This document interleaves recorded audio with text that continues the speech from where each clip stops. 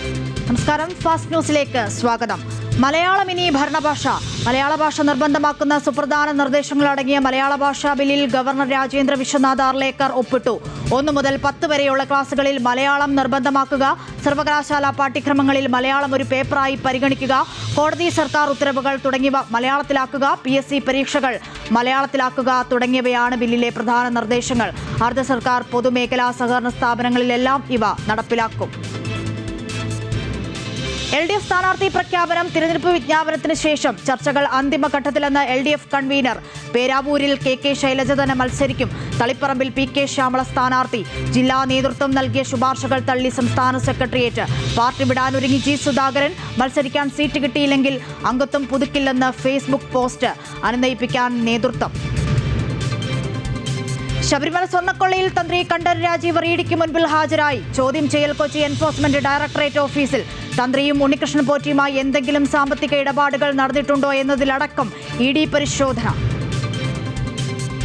ശബരിമല സ്വർണ്ണ കവർച്ചാ കേസിൽ മുൻ ദേവസ്വം ബോർഡ് പ്രസിഡന്റും CPM നേതാവുമായ പത്മകുമാറും ജയിലിന് പുറത്തേക്ക്.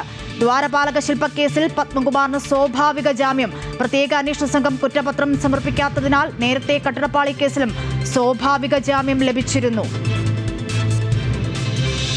വൻ രാഷ്ട്രീയ മാറ്റത്തിന് തയ്യാറെടുത്ത് ബീഹാർ. മുഖ്യമന്ത്രി നിതീഷ് കുമാർ മുഖ്യമന്ത്രി സ്ഥാനത്ത് നിന്നും ഉടൻ പടിയിറങ്ങുമെന്ന് സൂചന.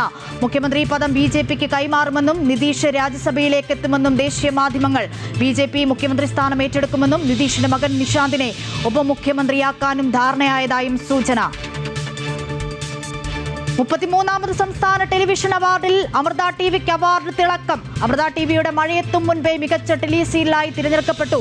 മികച്ച നടനുള്ള പുരസ്കാരം അമൃത TV എക്സിക്യൂട്ടീവ് പ്രൊഡ്യൂസർ കൂടിയായ കൃഷ്ണചന്ദ്രനും നടിക്കുള്ള പുരസ്കാരം ശ്രീധന്യയും സ്വന്തമാക്കിയപ്പോൾ മികച്ച വാർത്താ അവതാരകയ്ക്കുള്ള പുരസ്കാരത്തിന് Amrita TV deputy news editor Swapna B Nair അർഹയായി. ശ്രീലങ്കൻ തീരത്ത് ഇറാൻ കപ്പലിന് നേരെ ആക്രമണം. 101 പേരെ കാണാതായതായും ഒരാൾ മരിച്ചതായും വാർത്താ ഏജൻസിയായ റോയിട്ടേഴ്സ്.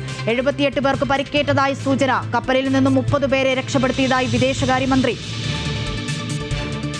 അങ്കമാലിയിൽ 4 പേർക്ക് പുതുജീവൻ നൽകിയ ജസ്ലിയ ജോൺസനെ ഇടിച്ചിട്ട കാറിന്റെ CCTV ദൃശ്യങ്ങൾ പുറത്ത്.